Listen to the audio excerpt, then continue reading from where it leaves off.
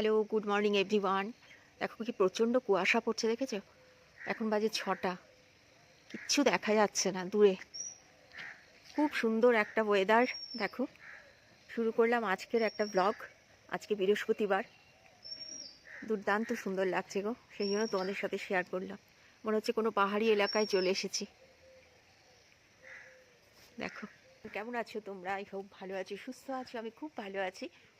এত সুন্দর একটা ওয়েদার তোমাদের সাথে শেয়ার করবো না তাই কি হয়?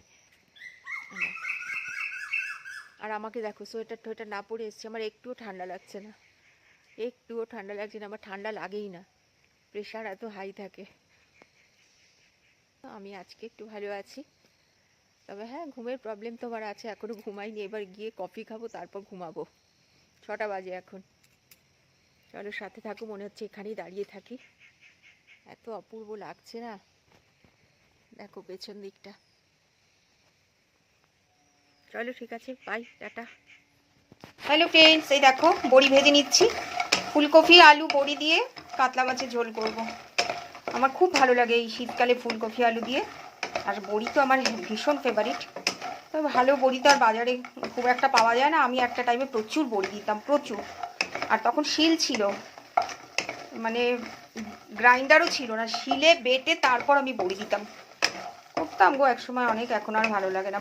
দেখো বড়িটা ভেজে নিলাম। আর এই হচ্ছে ফুলকপি আলু, কাঁচা লঙ্কা আমি গোটাই দেবো। এই যে মাছ, নুন হলুদ দিয়ে কয়েকটা পিস মাছ ভেজে নিই। মাছ ভেজে নিলাম এক পিস। লেজাটা একটু ভালো করে ভাজতে হবে। লেজার পিসটা বিরাট বড় রেখেছে, আমি বলেছি অবশ্য এরকম রাখতে। আমি কিন্তু ঝোলের মাছ বেশি ভাজি না, আমার ভালো লাগে না, কিরকম একটা রুঠা রুঠা হয়ে যায় খেতে। অনেকে খুব বেশি কড়া ভাজা মাছ খায়, কিন্তু আমার ভালো লাগে না। হ্যাঁ, এমনি যখন ধরো ঘি ভাত, গরম ভাত খাচ্ছি তখন ঠিক আছে, কিন্তু ঝোলের মাছ বেশি ভালো লাগে না আমার ভাজা। এই মাছগুলো প্রায় হয়েই গেছে, শুধু লেজাটা আর একটু ভাজবো। ফোড়নে দিয়েছি জিরে, তেজপাতা, শুকনো লঙ্কা আর মেথি। পেঁয়াজ দিয়েছি, রসুনটা দেবো থেতো করে। কাঁচা লঙ্কা গোটা দিয়ে দিয়েছি, টমেটোও দেওয়া হয়ে গেছে। ফুলকপি আলু ভাজছি, খুব তাড়াতাড়ি হয়ে যাবে। এখানে কাশ্মীরি মির্চ, জিরে গুঁড়ো, ধনে গুঁড়ো, আদা বাটা, রসুন বাটা সব দেওয়া হয়ে গেছে। অনেকগুলো ভাজা হয়ে গেছে। আর এই বললাম না, কাশ্মীরের কপির একটা আলাদাই টেস্ট। আর না, এটা আমি তো সিদ্ধ করি না, জাস্ট গরম জল করে ওর মধ্যে দিয়েই উঠিয়ে নিই কপিটা, তাতেই দেখো গলে যাচ্ছে। আর এগুলো চালানি কপি হলে না একদম ফালতু লাগতো। ধনে পাতা দিয়ে দিলাম, এবার বন্ধ করে দেবো। ধনে পাতা দিয়ে ফুটলে না গন্ধটা চলে যায় ধনে পাতার। ধনে পাতার গন্ধ আমার দারুণ ভালো লাগে। বড়িগুলো ফুলে একদম ফুলে ফুলে উঠেছে একদম। আলু ফুলকপি সব সিদ্ধ হয়ে গেছে, মাছটা দিয়ে দেবো। ঝোলটাও টেনে নিয়েছে, বড়ি দিলে আরও টেনে নেবে। মাছ বড়ি সব একসাথে দিয়ে দিলাম, একটু ধনে পাতা কুচি দেবো, ব্যাস হয়ে যাবে। লেজা কি তোমরা ভালোবাসো? কে কে লেজা ভালোবাসো বলো? এরকম বড় পাকা মাছের লেজা খেতে মাঝে ভালো লাগে না? ওই জন্য আমি লেজা যখনই আনি না একটু বড় দেখে নিয়ে আসি কাটিয়ে। আজকে ঠিক মতো কেটেছে মাছটা। আগের দিন যেভাবে কেটেছিল না, মানে অত মোটা, কখনো একদম পাতলা করে দেয়, কখনো বিরাট মোটা করে দেয়। চলো, আমার রান্না হয়ে গেছে, শুধু ধনেপাতা কুচি দিলে হয়ে যাবে। কেমন লাগছে দেখতে বলো? কি সুন্দর কালারটা হয়েছে, আহা, গরম ভাতের সাথে আর লাগবে না। এই দেখো ফুলকপি আলু বড়ি দিয়ে কাতলা মাছের ঝোল কমপ্লিট। খুব ভালো লাগছে দেখতে, কালারটা তো দারুণ হয়েছে। খেতে কেমন হবে বলতে পারছি না। হ্যালো ফ্রেন্ডস, যত রকমের সবজি ছিল সব কেটে এর মধ্যে দিয়ে দিয়েছি। একদম পাতলা পাতলা করে কেটে দিয়েছি, কারণ লাউয়ের খোসাটা ছিল। লাউয়ের খোসা দিয়েছি, আলু দিয়েছি, কুমড়ো দিয়েছি, দুটো করলা ছিল সেটা দিয়ে দিয়েছি। এটা পেঁয়াজ দিয়ে খুব সুন্দর করে ভাজবো, আর এটা গরম ভাতের সাথে দারুণ ভালো লাগবে। ভাত আমার হয়েই গেছে।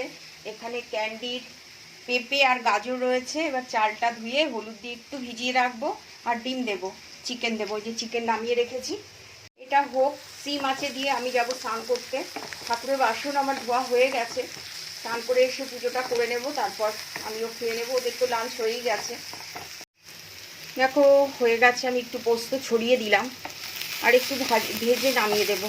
আর এটা দিয়ে না বাটার দিয়ে গরম ভাত মেখে এটা দিয়ে খেতে যা ভালো লাগে। মাছ আছে আমার, সেই জন্য আর কিছুই করবো না। তাছাড়া আমি অনেক বেশি পদ দিয়ে খেতে পারি না, আমার ভালো লাগে না। যে কোনো একটা জিনিস দিয়ে খেতেই আমার ভালো লাগে। যাই, এবার স্নান করতে যাব, এটা সিমে দিয়ে চলে যাব, আর ওদের ভাতটাও বসাবো। আর ক্যান্ডি তো আবার সেই 7:30টার টাইমেই খেতে দিতে হবে, একটু দেরি হলে পাগল করে দেয়। আমার বৃহস্পতিবারে পুজো কমপ্লিট হয়ে গেল, ভোগ চাপিয়ে দিয়েছি। আর এই যে আজকে মোটামুটি ভালোই ফুল ফুটেছে। বৃহস্পতিবারে পুজো করতে তো অনেকটা টাইম লাগে, ঘর প্রতিস্থাপন করতে হয়। পাঁচালি পড়া, এই যে পাঁচালি পড়েছি। আর এই যে আমার মা লক্ষ্মী, দেখতে পাচ্ছ?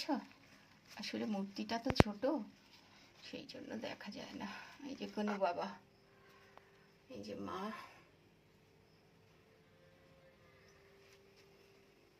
কেমন লাগলো জানিও। সেট শেখান শেখান শেখ। আচ্ছা, ওয়াইফাই ওয়াইফাই ওয়াইফাই, ওলে বাবা লে বাবা লে, ওলে বাবা দুরন্ত রে বাপ। কালকে নাকের কাছে কেটে এসেছে বাগান থেকে, কি ছাড়বো ওকে বাগানে। No candy, stay stay. ও বন্ধুরা, ক্যান্ডি কি করবে দেখো। কি হয়েছে মা? কি বিক্কু খাবে? বিক্কু কই? বিক্কু কই? কোথায় বিক্কু? কোথায় কোথায়? এই যে লেপের তলায়। এটা কি? এটা এই যে এটা কি? এটা এটা কি? কোথায় লুকিয়ে রেখেছি? কি লেপের তলায়? কি আছে লেপের তলায়?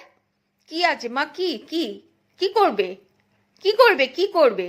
কি বিক্কু খাবে? বিক্কু খাবে? বিক্কু? আচ্ছা আচ্ছা আচ্ছা, বিক্কু খাবে, বিক্কু খাবে। আচ্ছা দিচ্ছি দিচ্ছি দিচ্ছি। দেখো ঠিক বের করে নিল, দেখলে? Sit sit sit, no no, sit sit. কি এটা খাবে? ওর খিদে পাক আর না পাক, টাইম টু টাইম আমাকে সে নক করবে। বিস্কিট দাও। এতক্ষণ এই যে এই কৌটোটা দেখছো, এই কৌটোটা এতক্ষণ মুখ দিয়ে দিয়ে ঠেলছিল, মানে বিস্কুট দাও। এটা খেয়ে কিছুক্ষণও ঘুমাবে, তারপর যেই 7:30টা বাজবে, 7:30টার সময় উঠে কুই কুই কুই কুই করবে আর আমাকে ডাকবে, খেতে দাও ওকে। এত বোঝে না, কি বলবো, এত বোঝে, শুধু কথাটাই বলতে পারে না। দিল রে, সব ফেলে দিল।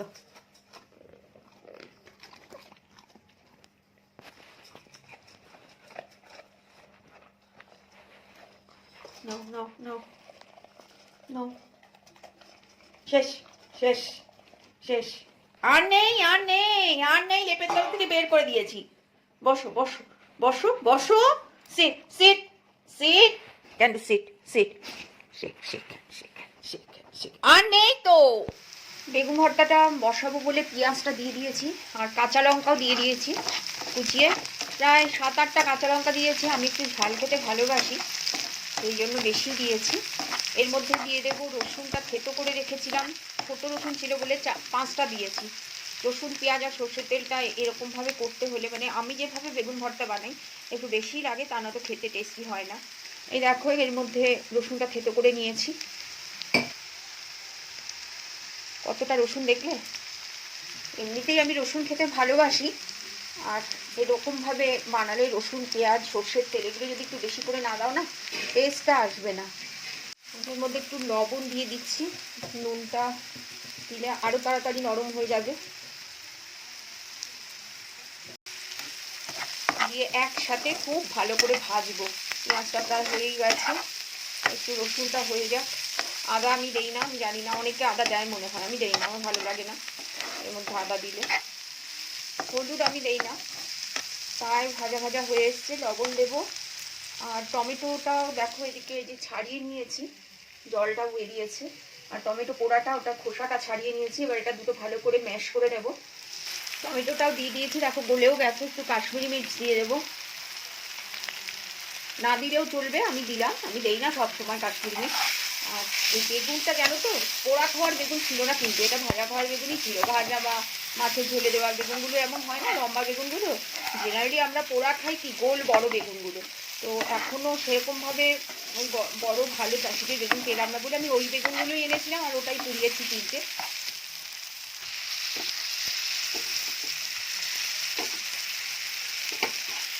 লবণ আরও লাগবে, বেগুনটা দিলাম তো, বেগুনে কোনো নুন দেওয়া নেই। আচ্ছা, এইখানটাতে আমি এবার 2টো ডিম ফাটিয়ে দিয়ে দেবো। একসাথে সবটা কষবো। আর একটু তেল দেবো, প্রচুর সর্ষের তেল লাগে গো। আর একটু তেল দেবো, দিয়ে দুটো ডিম ফাটিয়ে দিচ্ছি এর মধ্যে। এই যে ডিম দুটো।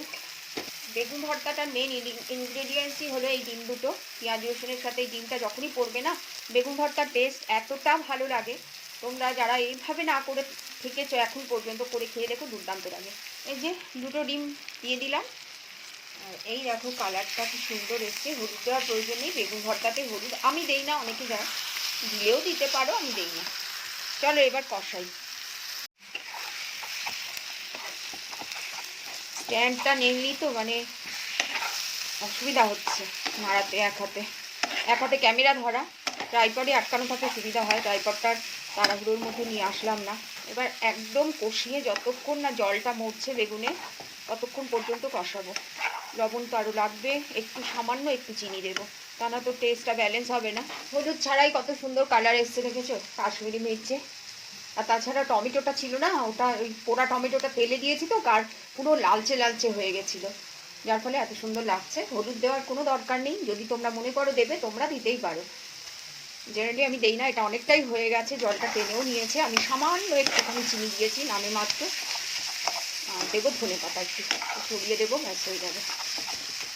কেমন লাগলো আমার এই রেসিপিটা অতি অবশ্যই কমেন্ট করে জানিও। আর তোমরা কে কে এরকমভাবে বানাও জানিও। ডিম দুটোই ছিল, সেই জন্য দুটো দিয়ে দিলাম। আমাকে কালকে আবার 30টা 1 ক্যারেট ডিম নিয়ে আসতে হবে।